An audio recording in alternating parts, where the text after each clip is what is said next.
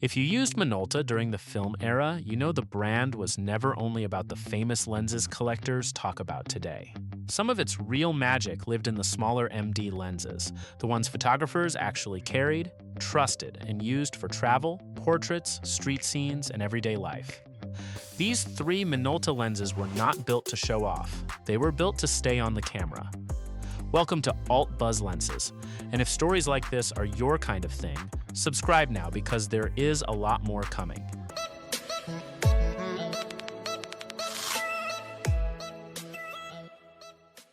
At number 3, we have the Minolta MD Rokkor 45mm f2. Not a lens that announces itself. Not a lens that photographers showed off at camera clubs or argued about in magazines. This was the lens that simply stayed on.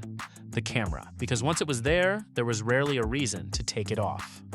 Minolta's introduced this lens in 1977 as part of a deliberate design philosophy around compact, lightweight primes. The thinking was simple and practical. Not every photographer wanted to carry a larger 50mm or a heavier standard lens. Some wanted a normal-ish prime that felt like it belonged on the camera rather than extending out from it. The 45mm focal length answered that need. It sat just wide enough of the classic 50mm view to give scenes a little more breathing room, but close enough that the perspective still felt natural and unforced. Your eye did not notice the difference immediately. The picture just looked right. Minolta was not alone in exploring this focal length during the late 1970s. Other manufacturers were doing similar things. But the MD Rokkor version stood out because it matched a genuinely useful aperture with an unusually compact physical form. The result was a lens that worked for almost everything a photographer encountered in daily life without demanding anything in return. The optical construction used 6 elements arranged in 5 groups. That formula was not exotic, but it was well executed. Minolta's engineers chose it because it delivered consistent rendering across the frame without the additional bulk or complexity that a more aggressive design would have required. The coating was Minolta's achromatic coating treatment, the same system applied across the MD lineup, which controlled chromatic aberration and reduced internal flare more effectively than the earlier Rokkor coatings had managed. Wide open at f2, the lens produced a slightly warm, gently soft rendering that many photographers found genuinely pleasing for available light work. The edges softened a little, as you would expect from any lens of this type at maximum aperture, but the center was sharp enough to be useful, and the overall character felt intentional rather than careless. Stop down to f2.8, and the improvement was noticeable. By f4, the lens was performing across the full frame with a consistency that was hard to fault for its size. The filter thread ran at 49mm, consistent with much of the compact Minolta MD prime range, which meant one polarizer, or one set of filters, served multiple lenses. A quietly useful detail for photographers who traveled light and thought carefully about what they packed. The minimum focus distance was 45 centimeters, practical for moderate close work without any additional accessories. The entire lens measured just under 20 millimeters front to back and weighed around 130 grams. On a Minolta X700 or an X500, it looked and felt as though it had been designed as part of the body rather than attached to it. The shooting experience this lens created is what made it matter. Manual focus travel at this focal length was smooth and well damped, with a rotation arc long enough to be precise without being slow. The aperture ring clicked with the kind of satisfying firmness that photographers who used these cameras still talk about. There was no electronic communication between lens and body beyond the basic coupling. No matrix metering, no program automation in the modern sense. But that simplicity was part of the point. You set the aperture, you focused, you took the picture. Everything about the process felt direct and honest. For modern, mirrorless shooters adapting Minolta MD glass today, this lens offers something that is increasingly rare: a compact, lightweight normal range prime, with genuine film-era character that does not cost a significant amount to find and does not take up meaningful space on the camera. This was not the Minolta lens people bought to show off. It was the lens they carried because it made everything feel simple, light, and ready. At number 2, we have the Minolta MD Tele Rokkor 100mm f2.5. Before every photographer reached for a big portrait zoom, there was something like this: a compact 100mm prime, long enough to create real separation, small enough to disappear into a travel bag, calm enough to make every portrait feel considered, rather than rushed. The 100mm focal length had a long and respected history inside the Minolta system before the MD version arrived. Earlier Rokkor lenses at this length had already established a reputation for smooth, warm rendering and reliable performance on Minolta's SR mount bodies. When the MD era began in the mid-1970s, Minolta refined the design and carried that character forward into a more modern optical formula. The MD Tele Rokkor 100mm f2.5 used 5 elements in 4 groups. A construction that prioritized rendering quality and tonal smoothness over the kind of aggressive edge-to-edge correction that some competing portrait lenses chased at the expense of their character. It was a deliberate choice, and the results reflected it. The lens did not try to be clinically sharp wide open. It tried to be beautiful. And at f2.5, with its subject separated from a softened background by 100mm of compressed perspective, it largely succeeded. The aperture diaphragm used 7 blades, producing a near-circular opening that gave out-of-focus highlights a soft, rounded shape rather than the angular polygon that faster or more budget-oriented lenses often showed.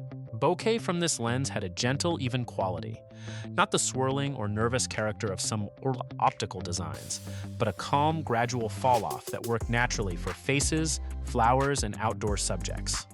The rendering wide open was slightly soft in the way that many photographers actively preferred for portrait work, forgiving of skin texture, warm in tonal character, and gentle in the way it handled transitions between focused and unfocused areas. Stop it down to f4, and the sharpness across the frame became genuinely impressive for a lens of this era. By f5.6, it was performing at a level that would have been difficult to criticize by any reasonable standard of the time. The minimum focus distance sat at 1 meter, which kept it practical for 3/4 and full-length portraits, as was moderate detail work in the field. The filter thread was 55mm. The lens weighed approximately 300 grams and measured around 60mm in length, compact enough to feel natural on a Minolta body, but substantial enough to give the shooting experience a sense of purposeful weight. Contrast handling was one of this lens's genuine strengths. In mixed outdoor light, backlit situations, and the kind of variable conditions that travel and street photography regularly produced, the coating held up well. Flare was controlled without being completely eliminated. A small amount of veiling in very harsh backlit situations was possible. But under normal shooting conditions, the lens performed cleanly and consistently. The focus ring travel was long enough to allow precise manual focusing at 100mm without demanding excessive rotation, which mattered when you were tracking a moving subject or trying to hold focus on a face that was not completely still. For adapted mirrorless use today, the 100mm focal length on a full-frame body behaves exactly as it was designed to, giving you the compression, the separation, and the portrait perspective that made it valuable in the film era, now available with focus peaking and magnified live view to assist with the manual process. It sits in a practical price range for collectors. Clean copies appear regularly and do not command the premium that some Minolta portrait glass has attracted. This lens proves Minolta did not need large or expensive glass to make portraits feel warm, separated, and quietly beautiful. If you enjoy lens stories that go beyond the famous names and focus on the glass photographers actually used, this channel is built for you. Subscribe to Alt Buzz Lenses and stay with the stories that matter. At number 1, we have the Minolta MD W.Rokkor 24mm f2.8. Some lenses earn their reputation loudly. They get written about, collected, and talked about in forums for decades. And then there are lenses like this one, lenses that earn respect quietly, through consistent, honest, real-world use by photographers who needed to see wider and trusted this piece of glass to take them there. wide-angle lenses were genuinely difficult to design well during the film era. The physics of covering a full 35mm frame at 24mm demanded optical compromises that most manufacturers handled imperfectly. Distortion crept in at the edges. Corner sharpness dropped off. Vignetting at wider apertures was common and sometimes severe. Flare from wide scene capture was a persistent challenge. Minolta's engineers understood these problems and addressed them seriously when developing the MD W.Rokkor 24mm f2.8. The optical construction used 9 elements arranged in 8 groups, a substantially more complex formula than many of its contemporaries at this focal length, and a direct reflection of how seriously Minolta took the technical demands of the design. That additional complexity was not there for show. It was there because the alternative was a wide-angle lens that looked and handled like a wide-angle lens from a manufacturer that had not done the work.